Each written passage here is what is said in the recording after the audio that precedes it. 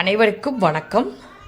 இன்றைக்கி எங்கள் வீட்டில் பருப்பு உருண்டை குழம்புக்கு தேவையான பொருட்கள் துவரம்பருப்பு கடலப்பருப்பை ஊற வச்சு எடுத்து வச்சுருக்குறோம். இதை 2 வரமிளகாயும் உப்பும் போட்டு மிக்சியில் கொரகொரப்பாக அரைச்சி வச்சுக்கணும்.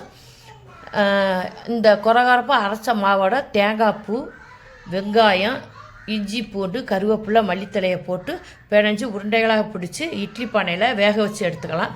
இல்லாட்டி எண்ணெயில் வறுத்து எடுத்துக்கலாம்.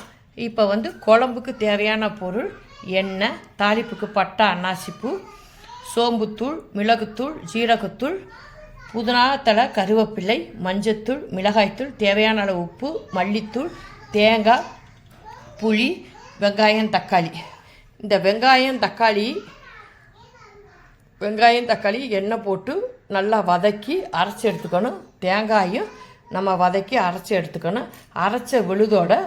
அரைச்ச விழுதை இந்த புளித்தண்ணியில் சேர்த்து மிளகாத்தூள், மல்லித்தூள், மஞ்சத்தூள், உப்பு, மிளகு, சீரகத்தை போட்டு கலக்கி குழம்ப கூட்டிடணும். கூட்டிட்டு நம்ம இட்லி பானையில் வேக வச்சு எடுத்த உருண்டைகளை நல்லா குழம்பு கொதி வந்த ஒருபாடு அந்த வேக வைத்த உருண்டைகளை குழம்புல போட்டு ஒரு 5 நிமிஷம் வச்சுருந்து இறக்கிடணும். நம்ம அப்புறம் சாப்பிடலாம்.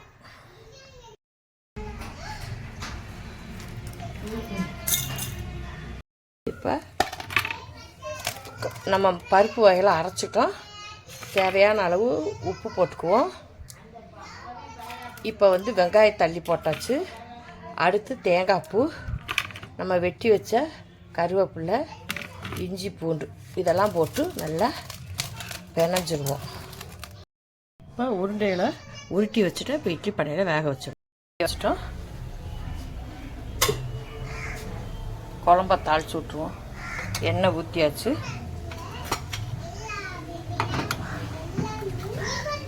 பட்டை, அன்னாசிப்பூ, புதினாத்தலை போட்டு பொரியட்டும். நல்லா அடுப்பில் பொரியட்டும். இப்போ நம்ம வெங்காயம் தக்காளியை வதக்கி அரைச்சிருக்கோம். தேங்காயை தனியாக புளியை கரைச்சி வச்சுருக்கோம். இந்த வெங்காயம் தக்காளியோட மல்லித்தூளை சேர்த்துருவோம். அடுத்து இந்த மிளகாத்தூளையும் சேர்த்துருவோம். மஞ்சத்தூளையும் சேர்த்துருவோம். தேவையான அளவு உப்பு சேர்த்துருவோம். இந்த ஜீரகத்தூள், மிளகுத்தூள், சோம்புத்தூளையும் கலந்துருவோம்.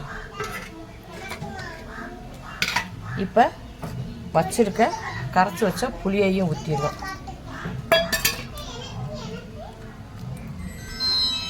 இப்போ நல்லா பொரிஞ்சிருச்சு. இப்போ குழம்ப ஊற்றிடுவோம். புளி கரைச்சல் போட்ட குழம்ப ஊற்றிடுவோம். இப்போ குழம்ப கூட்டி விட்டுருக்கோம். நல்லா கொதி வரட்டும். இப்போ குழம்பு கொதிச்சிருச்சு. இப்போ அரைச்சி வச்ச தேங்காய் பாலை ஊற்றுவோம். ஒரே ஒரு சிம்மில் கொதி வந்தோன்னா நம்ம உருண்டையை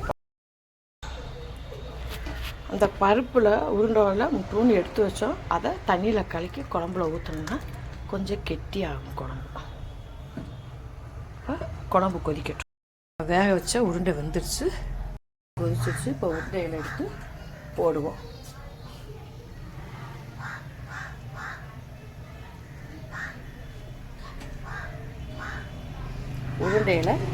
வெந்த உருண்டைகளை போடுவோம்.